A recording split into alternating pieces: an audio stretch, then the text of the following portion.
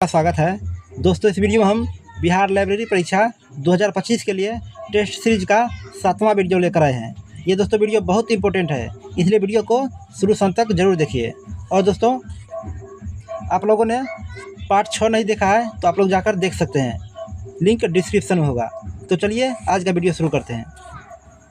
पहला प्रश्न है, पुस्तकालय विज्ञान के किस सूत्र में पुस्तकालय कर्मचारियों की भूमिका परोक्ष रूप से सबसे अधिक महत्वपूर्ण है? तो इसका सही आंसर होगा दोस्तों ऑप्शन बी, द्वितीय सूत्र में। चलिए अगला देखते हैं। अगला प्रश्न है, सूचना एक संसाधन और उत्पाद दोनों है, यह अवधारणा किससे संबंधित है? तो इसका सही आंसर होगा दोस्तों ऑप्शन सी, सूचना अर्थशास्त्र से। चलिए अगला देखते हैं। अगला प्रश्न है, डीडीसी में तालिका 2 का प्रयोग किसके लिए किया जाता है? तो इसका सही आंसर होगा ऑप्शन बी, भौगोलिक क्षेत्र। उसके बाद अगला क्वेश्चन है, कॉलन क्लासिफिकेशन के 6ठे संस्करण में एम्पीरियल फेज रिलेशन के लिए किस योजक चिन्ह का प्रयोग किया जाता है? तो इसका सही आंसर हो जाएगा ऑप्शन नंबर डी, हाइफन का। चलिए अगला देखते हैं।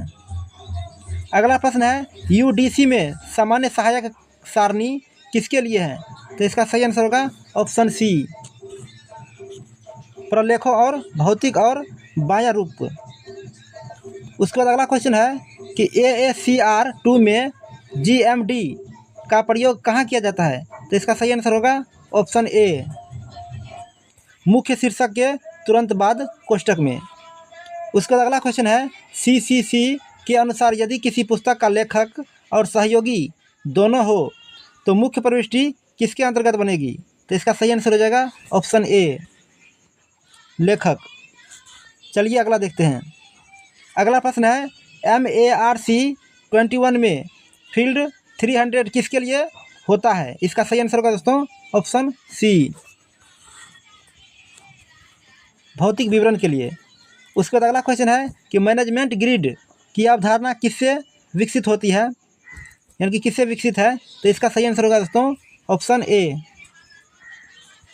ब्लैक और माउटन। चलिए अगला देखते हैं। अगला प्रश्न है कि पुस्तकालय में पुस्तक प्रदर्शनी का आयोजन किस प्रकार की सेवा का अंग है? तो इसका सही आंसर होगा ऑप्शन बी, प्रसार सेवा। चलिए अगला देखते हैं।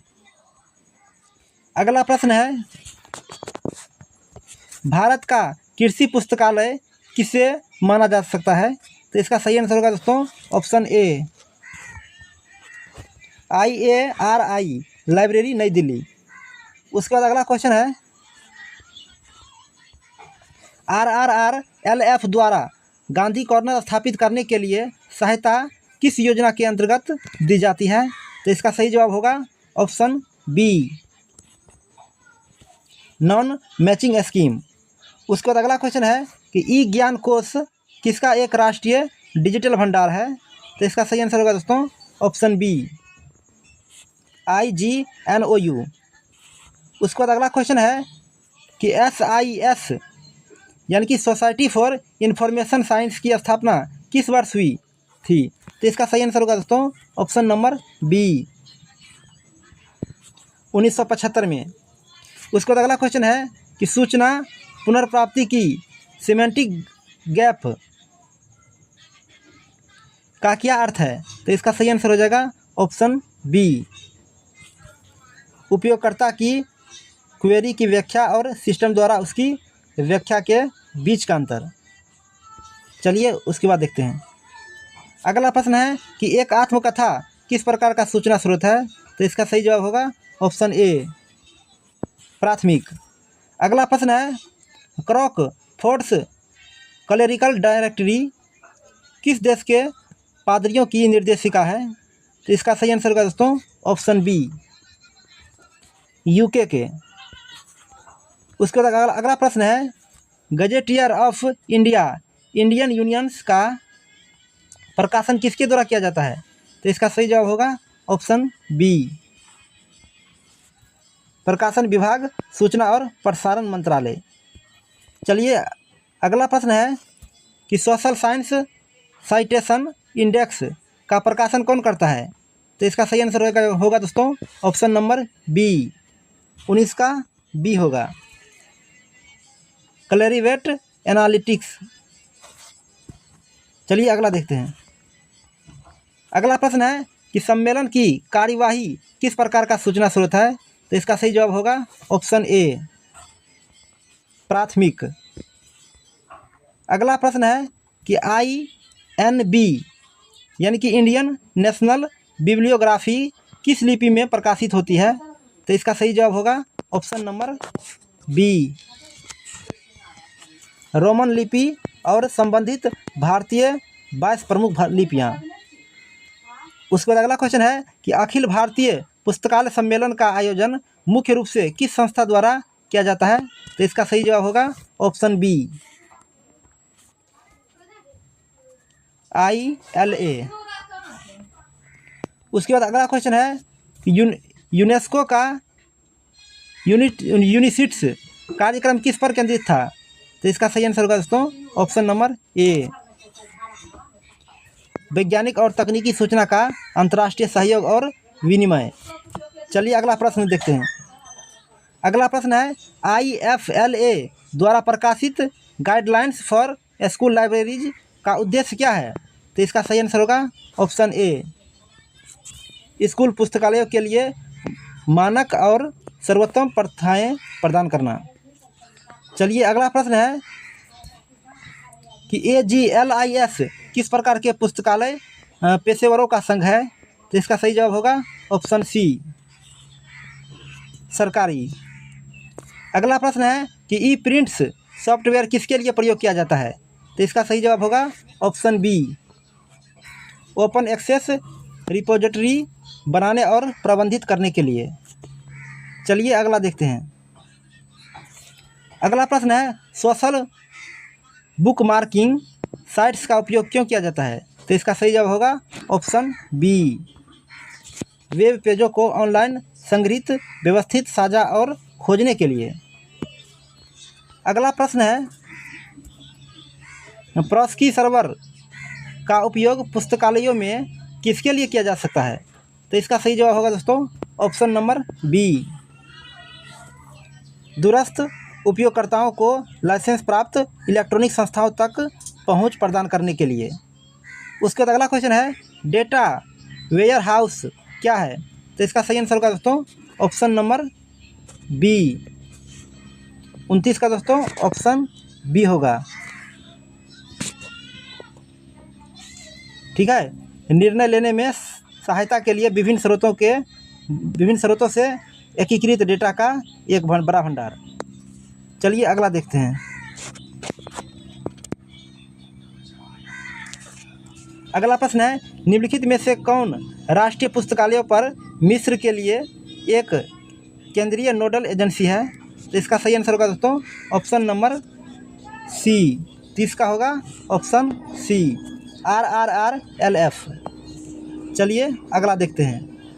अगला प्रश्न है SHE का विकास किसने किया था?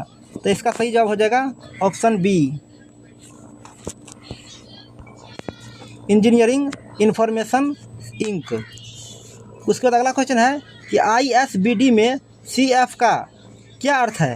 तो इसका सही जवाब होगा दोस्तों option B, computer files electronic resources. चलिए अगला देखते हैं। अगला प्रश्न है कि FRBR मॉडल में मैनिफेस्टेशन क्या दर्शाता है? तो इसका सही आंसर होगा दोस्तों ऑप्शन सी, किसी अभिव्यक्ति का भौतिक मूर्त रूप। चलिए अगला देखते हैं। अगला प्रश्न है क्लिनिकल लाइब्रेरियनशिप सेवाएं कहाँ प्रदान की जाती है? तो इसका सही जवाब होगा ऑप्शन सी, अस्पताल और चिकित्सा संस्थाओं में। चलिए अगला प्रश्न देखते हैं। अगला प्रश्न है रंगनाथन का प्रिंसिपल ऑफ फैमिलियरिटी किस संदर्भ में है? तो इसका सही आंसर होगा दोस्तों ऑप्शन बी, 35 का दोस्तों बी होगा, संकेतन में परिचित अंकों और अक्षरों का उपयोग। उसके बाद अगला क्वेश्चन है DDC में कौन से संस्करण को स्टैंडर्ड एडिशन कहा जाता था? तो इसका सही आंसर हो जाएगा ऑप्शन बी, संस्करण 15। उसके बाद अगला क्वेश्चन है, सीसी में ग्रुप नोटेशन का प्रयोग किस लिए किया जाता है? तो इसका सही जवाब हो जाएगा ऑप्शन ए, दशमलव भिन्न संकेतन की लंबाई को कम करने के लिए। चलिए अगला देखते हैं। अगला प्रश्न है कि इंटरनेशनल क्लासिफिकेशन जर्नल का प्रकाशन कौन करता है? तो इसका सही जवाब हो जाएगा ऑप्शन बी, ISKO। अगला प्रश्न है कि वर्गीकरण में रिलेटिव इंडेक्स की अवधारणा किसने प्रस्तुत की? तो इसका सही जवाब होगा ऑप्शन बी, मेलविल ड्यूई। अगला प्रश्न है, एग्जूरियन बुक क्या होती है? एंटी एग्जूरियन बुक क्या होती है? तो इसका सही आंसर होगा दोस्तों ऑप्शन नंबर बी, दुर्लभ और संग्रहणीय पुस्तक।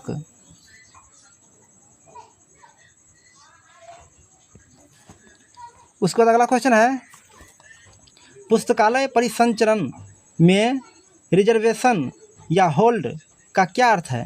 तो इसका सही जवाब हो जाएगा ऑप्शन बी, पुस्तक को भविष्य में उपयोग के लिए आरक्षित करना। उसके बाद अगला क्वेश्चन है कि DDC में तालिका 6 का उपयोग किसके उप विभाजनों के लिए होता है? तो इसका सही जवाब होगा ऑप्शन डी, भाषाएं।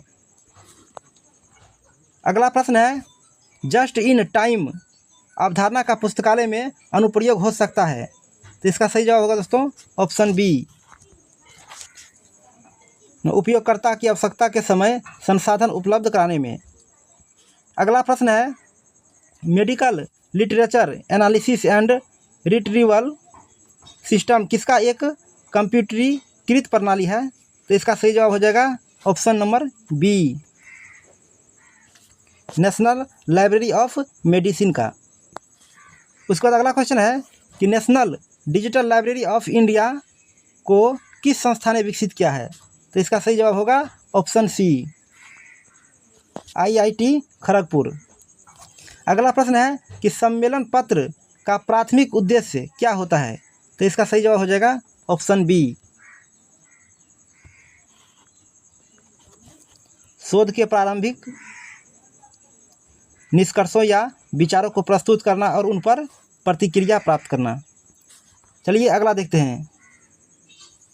अगला प्रश्न है, times of India directory and year book including who is who का प्रकाशन कौन करता है? तो इसका सही आंसर होगा दोस्तों ऑप्शन नंबर बी, 47 का बी होगा, Bennett Coleman and company limited. चलिए अगला देखते हैं। अगला प्रश्न है, भौगोलिक संकेत क्या सुरक्षित करते हैं? तो इसका सही जवाब होगा ऑप्शन सी, किसी विशेष भौगोलिक क्षेत्र से उत्पन्न होने वाले उत्पादों के नाम या संकेत को। चलिए अगला प्रश्न है। अगला प्रश्न है कि Dublin core Meta data initiative का मुख्य उद्देश्य क्या है? तो इसका सही जवाब होगा ऑप्शन बी, सरल और प्रभावी संसाधन वितरण के लिए कोर मेटा डेटा शब्दावली को बढ़ावा देना और विकसित करना। उसके बाद अगला क्वेश्चन है, वर्चुअल प्राइवेट नेटवर्क VPN का उपयोग क्यों किया जाता है? तो इसका सही जवाब होगा ऑप्शन बी, सार्वजनिक नेटवर्क पर एक सुरक्षित और क्रिएटेड कनेक्शन बनाने के लिए, एनक्रिप्टेड कनेक्शन। चलिए अगला देखते हैं। अगला प्रश्न है, पुस्तकालयों में इलेक्ट्रॉनिक आर्टिकल सर्विलांस सिस्टम का उपयोग किसके लिए किया जाता है? तो इसका सही जवाब होगा ऑप्शन ए, पुस्तकों की चोरी रोकने के लिए। अगला प्रश्न है कि डिजिटल एमिग्रेट्स किन्हें कहा जाता है? तो इसका सही जवाब होगा दोस्तों ऑप्शन बी, जो डिजिटल प्रौद्योगिकियों को बाद के जीवन में अपनाते हैं और सीखते हैं। उसके बाद अगला क्वेश्चन है, कुकीज वेब ब्राउज़र में क्या करती है? तो इसका सही जवाब हो जाएगा ऑप्शन ए, वेबसाइटों को उपयोगकर्ता की जानकारी और वरीयताओं को याद रखने में मदद करती है। उसके बाद अगला क्वेश्चन है कि INDEST-AICTE कंसोर्टियम का मुख्य उद्देश्य क्या था? तो इसका सही जवाब होगा दोस्तों ऑप्शन नंबर बी, 44 का बी होगा। इंजीनियरिंग और प्रौद्योगिकी संस्थानों को इलेक्ट्रॉनिक संसाधनों तक पहुंच प्रदान करना। चलिए अगला देखते हैं। अगला प्रश्न है, पुस्तकालय और सूचना प्रणाली पर राष्ट्रीय नीति समिति की स्थापना भारत सरकार द्वारा किस वर्ष की गई थी? तो इसका सही जवाब हो जाएगा ऑप्शन बी, 1985 में। अगला प्रश्न है कि इन्फॉर्मेशन कॉमन्स पुस्तकालय में क्या होता है? तो इसका सही जवाब होगा ऑप्शन बी, एक सहयोगी स्थान जो सूचना संसाधनों, प्रौद्योगिकी और विशेषज्ञ सहायता को एकीकृत करता है। अगला प्रश्न है कि अभिलेखीय प्रबंधन में प्रोविनेंस का सिद्धांत क्या है? तो इसका सही जवाब हो जाएगा ऑप्शन नंबर बी, अभिलेखों को उनके मूल निर्माता या स्रोत के अनुसार एक साथ रखना। अगला प्रश्न है, यूनेस्को का इन्फॉर्मेशन फॉर ऑल प्रोग्राम किस पर केंद्रित है? तो इसका सही जवाब होगा दोस्तों ऑप्शन नंबर ए, सूचना और संचार प्रौद्योगिकी अनुप्रयोगों पर। चलिए अगला प्रश्न देखते हैं। अगला प्रश्न है, पुस्तक में फॉरवर्ड का प्रकाशन सामान्यतः किसके द्वारा लिखा जाता है? तो इसका सही जवाब होगा ऑप्शन बी, लेखक के अलावा किसी अन्य व्यक्ति के द्वारा। अगला प्रश्न है संगठनात्मक संस्कृति क्या है? तो इसका सही जवाब होगा दोस्तों ऑप्शन नंबर बी, संगठन के सदस्यों द्वारा साझा किए गए मूल्य। चलिए अगला प्रश्न देखते हैं। अगला प्रश्न है कि पुस्तकालय सेवाओं की गुणवत्ता का आकलन करने के लिए LIBQUAL प्लस मॉडल किसने विकसित किया? तो इसका सही जवाब होगा ऑप्शन सी, ARL ने। अगला प्रश्न है, एम्बेडेड लाइब्रेरियनशिप क्या है? तो इसका सही जवाब होगा ऑप्शन बी, लाइब्रेरियन का अकादमिक विभागों या अनुसंधान टीमों की भीतर सीधे एकीकृत होकर काम करना। अगला प्रश्न है कि अंतर्राष्ट्रीय अनुवाद दिवस कब मनाया जाता है? तो इसका सही जवाब होगा ऑप्शन बी, 30 सितंबर को। चलिए अगला देखते हैं। अगला प्रश्न है, DDC में मुख्य क्लास 000 सामान्यतः किसके लिए है? तो इसका सही जवाब होगा ऑप्शन सी, सामान्य कृतियाँ, कंप्यूटर विज्ञान, सूचना और सामान्य कार्य। उसके बाद अगला प्रश्न है कि CC में मुख्य वर्ग एक प्रारंभिक संस्करणों में किसके लिए था? तो इसका सही जवाब होगा ऑप्शन ए,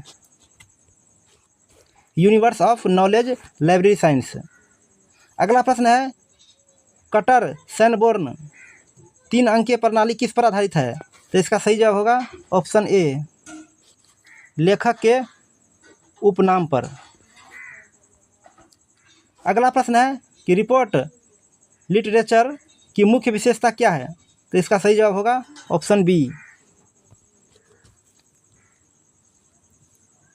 ठीक है, विशिष्ट शोध या परियोजनाओं के निष्कर्षों को सीमित दर्शकों के लिए प्रस्तुत करती है।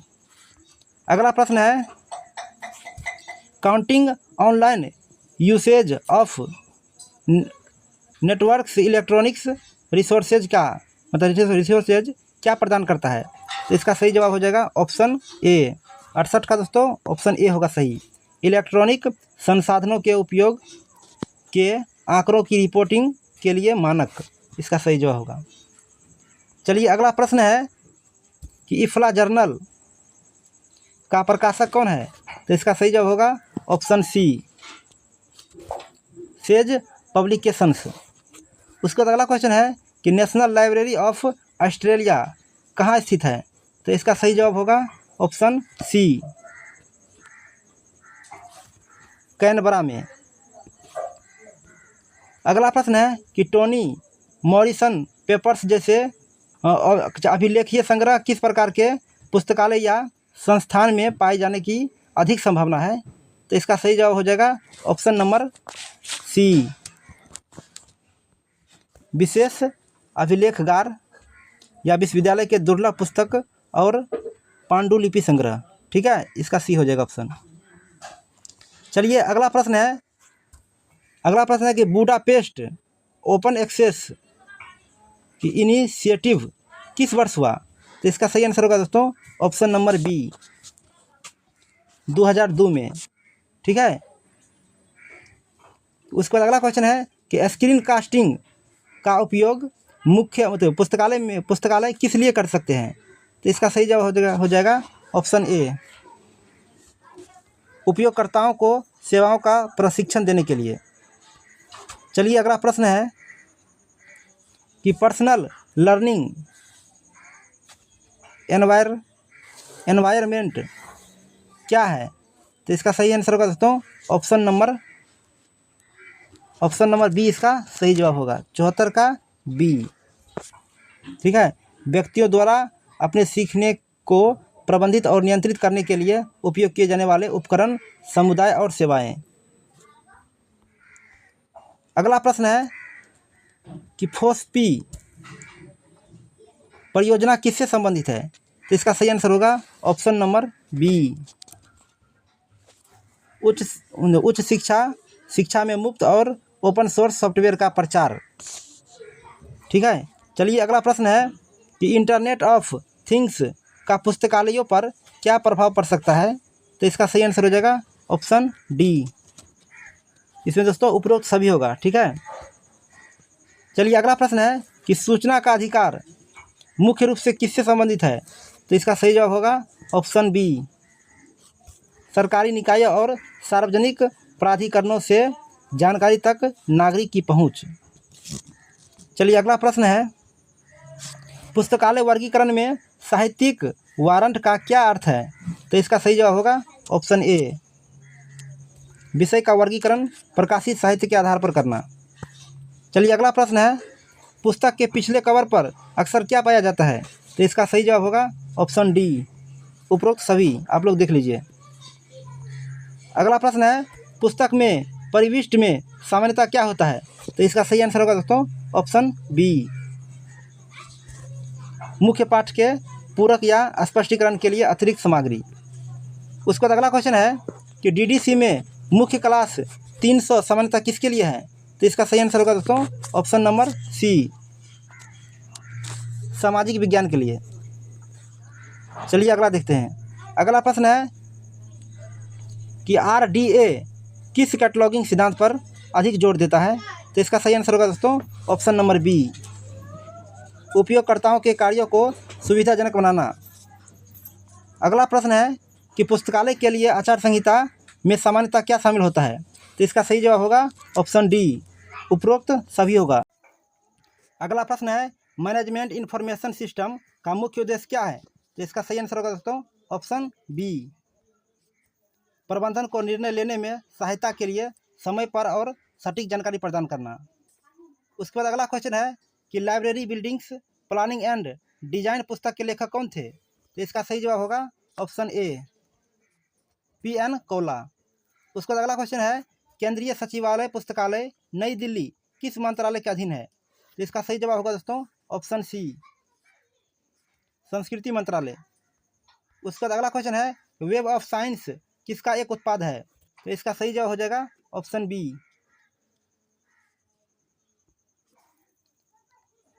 क्लेरिवेट एनालिटिक्स। उसके बाद अगला क्वेश्चन है, तो गारफील्ड का नियम किससे संबंधित है? तो इसका सही आंसर होगा दोस्तों ऑप्शन ए, वैज्ञानिक साहित्य का एक छोटा सा कोर पत्रिकाओं में केंद्रित होना। चलिए अगला क्वेश्चन है, मेटावर्स का पुस्तकालयों के लिए क्या संभावित अनुप्रयोग हो सकता है? तो इसका सही जवाब हो जाएगा ऑप्शन डी, उपरोक्त सभी। आप लोग देख लीजिए। उसके बाद अगला क्वेश्चन है कि CODEN क्या है? तो इसका सही जवाब होगा दोस्तों ऑप्शन बी। वैज्ञानिक और तकनीकी पत्रिकाओं के शीर्षक के लिए प्रयुक्त कोड। चलिए अगला देखते हैं। अगला प्रश्न है कि फेडोरा कॉमन्स क्या है? तो इसका सही आंसर होगा दोस्तों ऑप्शन नंबर बी। डिजिटल संपत्ति प्रबंधन और रिपोजिटरी के लिए एक ओपन सोर्स सॉफ्टवेयर प्लेटफॉर्म। उसके बाद अगला क्वेश्चन है कि पुस्तकालय में स्टोरी टेलिंग आवर का मुख्य उद्देश्य क्या है? तो इसका सही आंसर होगा दोस्तों ऑप्शन नंबर बी। बच्चों में पठन और कल्पनाशीलता को बढ़ावा देना। चलिए अगला प्रश्न है कि इन्फिनिबनेट का NLIST कार्यक्रम किसके सहयोग से चलाया जाता है? तो इसका सही जवाब हो जाएगा ऑप्शन नंबर बी। 93 दोस्तों ऑप्शन बी होगा। INDEST अगला क्वेश्चन है कि पल्प फिक्शन किस प्रकार की सामग्री को संदर्भित करता है? तो इसका सही जवाब हो जाएगा ऑप्शन नंबर बी। ठीक है। उसके बाद अगला क्वेश्चन है पुस्तकालय में लेखक मिलन कार्यक्रम का क्या लाभ है? तो इसका सही जवाब हो जाएगा दोस्तों ऑप्शन ए। 95 का ए सही होगा। ठीक है। पाठकों को लेखकों से सीधे बातचीत करने और उनके काम को बेहतर ढंग से समझने का अवसर मिलता है। उसके बाद अगला क्वेश्चन है कि ग्रीन लाइब्रेरी की अवधारणा किससे संबंधित है? तो इसका सही जवाब हो जाएगा ऑप्शन बी। 96 का बी होगा। पर्यावरणीय रूप से टिकाऊ प्रथाओं, डिजाइनों और सेवाओं को अपनाना।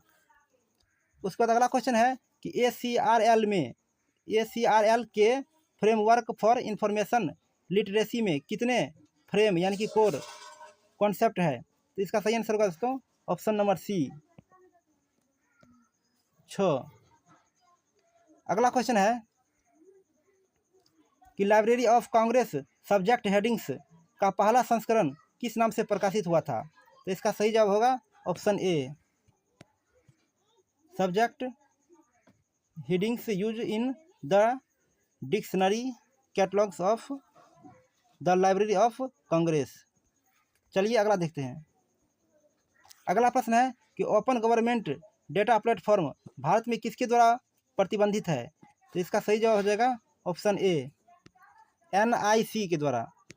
उसके बाद अगला क्वेश्चन है कि पुस्तकालय में कार्य निष्पादन मूल्यांकन कर्मचारियों के लिए क्यों किया जाता है? तो इसका सही जवाब होगा दोस्तों ऑप्शन बी। उनके काम का मूल्यांकन करने, प्रतिक्रिया प्रदान करने और विकास की ज़रूरतों की पहचान करने के लिए।